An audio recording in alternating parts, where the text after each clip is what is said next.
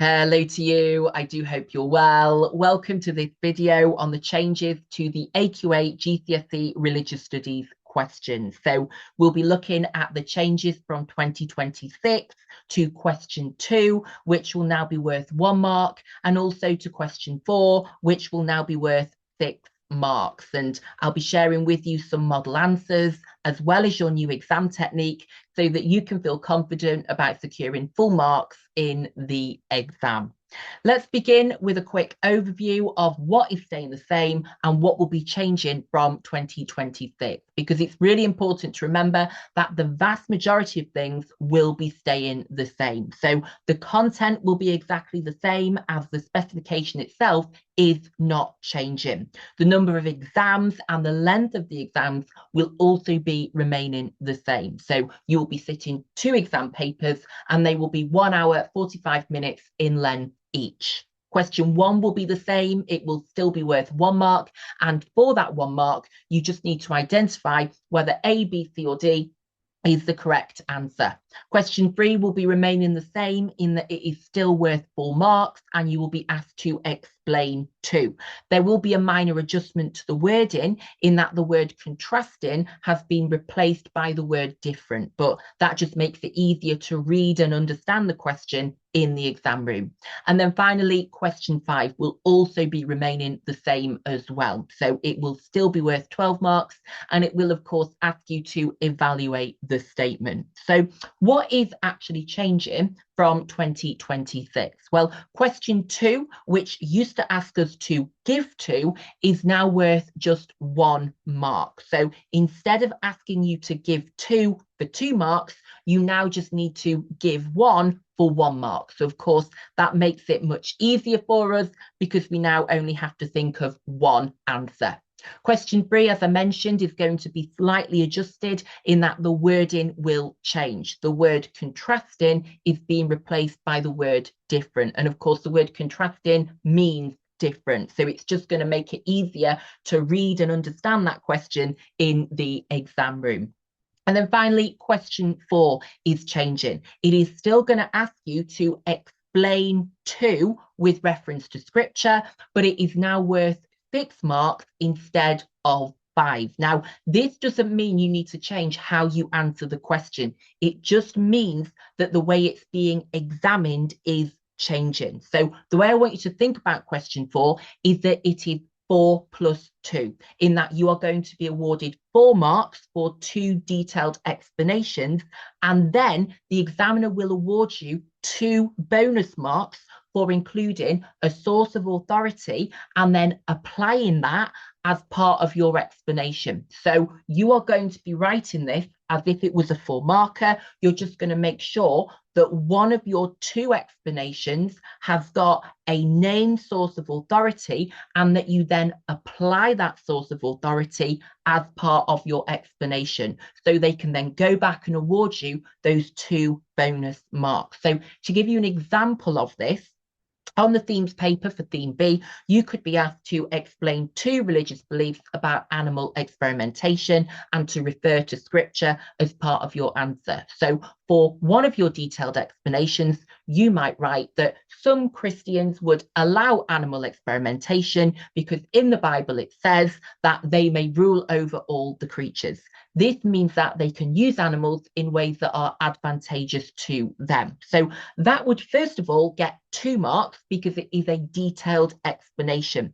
But then when the examiner reads back over your answer, they would be able to give it those 2 bonus marks because you have named a source of authority, the Bible, and then you have applied it as part of your explanation. And so that would actually get 4 marks because it would get 2 marks for being the detailed explanation, and then when they read back over, they can then give that the 2 bonus marks, which will help you secure full marks on that question. So we'll talk a bit more about that, and I'll share with you a model answer as well as some sentence structures a little bit later on. But for now, let's talk about question 2, shall we? Because as I've put here, the 2 mark question is being replaced by a 1 mark question. And the only thing that's changing here is that instead of having to give 2, you now only have to give 1. So it's one less thing to think of in the exam room. So it is still going to be a short response question. Remember, you only need to write 1 word or even just 1 line. And so as I've put here, only a single word or short phrase will be required. You could be asked to give or name an example of a belief, a practice, a key term, or a religious concept. And you could also be asked for a brief definition. But the key point here is that you only need to write down 1. So the change that's been made is that instead of giving 2, you are now only giving 1. And that could literally be 1 word, or it might be 1 line. For example, if on the Buddhism paper it said, give 1 reason why Buddha rejected his life of wealth, you could just write, he saw the 4 sights, and that would get you your 1 mark. On the Christianity paper, it might ask you to name 1 part of the Trinity, and you could just write down the Holy Spirit. Or of course, you could also write down the Son or the Father. You literally just need to write down the name of that 1 part of the Trinity to get your 1 mark. And then on the themes paper for theme B, you could be asked to give 1 example of how religious believers carry out stewardship. And I've just written down that Christians would recycle. And of course, that would then get me my 1 mark as well. So the really simple and straightforward change to question 2 is that instead of giving 2, you now only have to give 1. So of course, that is 1 less thing that you need to think of in the exam room. Let's have a look now at question 4, shall we? And the change that has been made here. And remember, it is a change to how it's been examined, not necessarily to how you answer it. It's just really important to make sure that one of your explanations includes a clear reference to a source of authority and that you then apply it as part of your explanation. So let's talk through the bullet points. And the 5-mark questions have become 6-mark questions. So as you can see, they've taken the mark from question 2 and they've added it on to question 4. So it is still going to ask you to explain 2 beliefs with reference to a source of religious authority. And remember, that command word explain means to go into detail by giving reasons and examples. So as part of your explanation, you are going to be referring to a source of authority, such as the Bible, the Quran, or the Hadith. So you're going to make sure that part of your explanation, that part of the detail you go into includes that reference to a source of authority and that you then apply it as part of your explanation. And as I've put here, the way to think of this is that it is 4 plus 2. So question 4 is 4 marks plus 2 bonus marks, because there will be up to 4 marks for explaining the 2 points. So you will get 4 marks for 2 detailed explanations. And then your examiner will read your answer again, because they want to then give you 2 bonus marks. One of those bonus marks will be added for a relevant named source of authority. So that could be a holy book, such as the Bible. That could be religious writings, such as the Catechism of the Catholic Church, or that could be a religious leader, such as the Pope or the Dalai Lama. So make sure that as part of one explanation, you have clearly named the source of authority. You will then get your second bonus mark for applying the source of authority to the question. So for then using that source of authority as part of your explanation. And of course, that's something you would naturally be doing anyway, because remember, to explain means go into detail about the reasons for a belief. And for all of the beliefs that we study, the reason that Christians, Muslims hold those beliefs is because they're from scripture. So it is natural to be referring back to the holy book or to a religious leader anyway. So it's just about making sure you are explicit in that you state the holy book or the source of authority, and you then apply it as part of your explanation.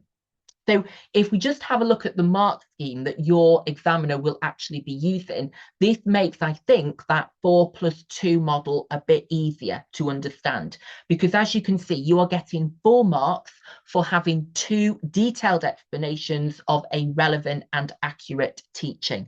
So make sure you're using phrases such as, this is because, this means that, or for example. So we want to make sure that we've got 2 detailed explanations.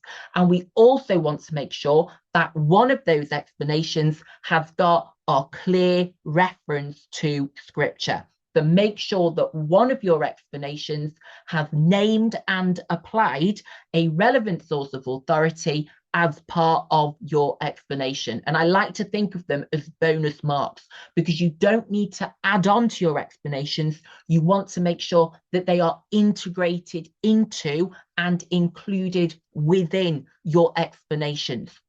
So it's not that you have to add an extra bit on, it's about what you are already including in your explanation, which is why it is 4+2. You've got 2 detailed explanations, and then you want to be able to go back to one of those explanations and highlight where you've named the source of authority and then where you have applied it. So another example, if we think about capital punishment, your explanation of why a Christian believes it's wrong could include that the 10 Commandments say do not kill, therefore Christians are always against taking human life because it goes against God's commands.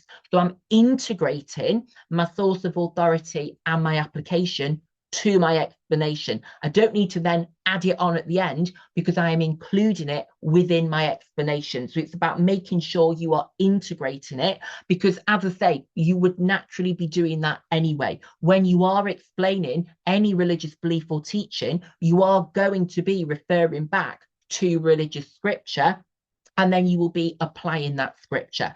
So just make sure you keep in mind for question 4 that it is 4+2. And in order to get those 2 bonus marks, we want to make sure we have named a source of authority and then we have applied it as part of our explanation. So if we have a look at a suggested structure, you are going to have 2 detailed explanations, and remember, one of them is going to include a named reference and brief application as part of that explanation. So structures to use here for the named reference could be that this is seen in Jesus's parable of the sheep and the goats, this is seen in the 10 Commandments, the Bible teaches that, the Quran teaches Muslims too, in a teaching from the Hadith, which is the sayings of Prophet Muhammad, the Catechism teaches Catholics, or for Buddhism, the Dalai Lama has taught that. So that is my named reference. And then after I've made that reference, remember, I need to have that brief application as part of my explanation, because this is my explanation for one point. So I'd use a phrase such as, this means that, this shows that, this leads to, this tells Christians that, this teaches Muslims they should, this underpins the Christian belief that, or if it's for the practices section, this teaching is put into action by. So that is where I'm linking it back to the question. That is where I am applying it as part of my explanation. So if we have a look at what this actually looks like in practice, this is a model answer given to us by AQA for a 6-mark answer. And the question is from the Christianity section. It asks you to explain 2 Christian teachings about judgment, refer to sacred writings or another source of Christian belief and teaching in your answer. And as we said, it is worth 6 marks. So the candidate has written that one belief is that some people will go to heaven and some to hell. So there is their point. This is shown in Jesus's parable of the sheep and the goats. It tells us that people who have helped those in need have served God and will go to heaven, and the selfish will be punished. So what we can see here is a detailed explanation, can't we? And what we can also see is that this is where the candidate will be getting their 2 bonus marks, because included in their explanation is a reference to a source of authority, which is the parable of the sheep and the goats, and then an application of it as part of their explanation. So for that paragraph, they are going to get 2 marks for it being a detailed explanation. And that is where they'll then get their 2 bonus marks as well when the examiner reads back over their answer to give them their marks for source of authority and application of it as part of your explanation. If we then just quickly look at their second point, another belief is that after we die, we will be judged by God on actions from our life. So there is their second point. And then they've used the phrase, for example, which of course is one of our explain phrases, if we have followed the commandments in the Bible and how we have treated others. So of course, that is then a second detailed explanation. So that would be awarded 2 marks. So they're getting 4 out of 4 for 2 detailed explanations, and then they're getting their 2 bonus marks because one explanation, the first one, has included a clear source of authority, and importantly, they have then applied it as part of their explanation. And that is why AQA have given them 6 out of 6. So yes, just keep in mind that with question 4, it is about thinking 4 plus 2, with those 2 bonus marks being added on by your examiner for having a source of authority that is then applied as part of one explanation. So remember, it's not that you have to add anything extra on, it's that you are integrating and including that source of authority with application within your explanation. So really easy to do, and I imagine that you're already doing that as part of your explanations anyway, because as we mentioned, the command word explain means to go into detail by developing the reasons and using examples. So if we just bring everything together now and talk through our 5 types of question from 2026. So remember, question 1 will be remaining exactly the same in that it is worth 1 mark, and all we need to do is tick or identify the correct keyword, whether it is A, B, C or D. Question 2, remember, is still asking us to give, but now we just give 1 rather than giving 2. So we just need to bullet point 1 religious teaching about the topic, or of course it could just be even 1 word that is required in your response there. Question 3 is staying the same. The command word is still to explain, and we need to explain 2 for 4 marks. Now, remember, in the beliefs and teaching section, you will be asked to explain 2 influences. So you don't explain, you don't go into detail about the belief or teaching itself. You explain the impact it has in terms of the action it leads to, or the feeling it leads to, but it's still worth 4 marks. We're still going into detail by using reasons or examples. We're going to use phrases such as this is because or for example. And remember that slight adjustment to the wording in that the word contrasting will now be different in the exam, as in they will use the word different, which is the difference.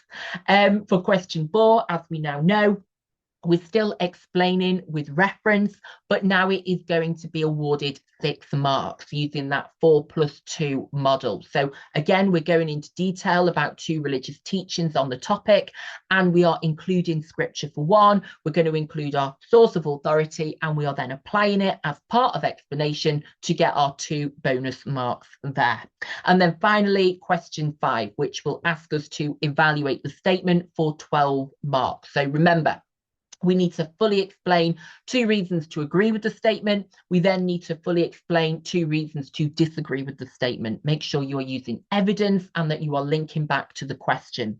We then, in our conclusion, need to reach a fully justified conclusion. So get off the fence and make a judgment as to whether you agree or disagree with the statement, and then state your reason why. And remember as well that to secure 12 out of 12, don't just make a critical judgment in your conclusion, but include them throughout your essay. So make judgments such as this is a strong argument because, or this is a weak argument because, and that will help to secure your grade 9 in GCSE Religious Studies. So I do hope that's been helpful. Thank you for watching and good luck with your studies. Bye-bye.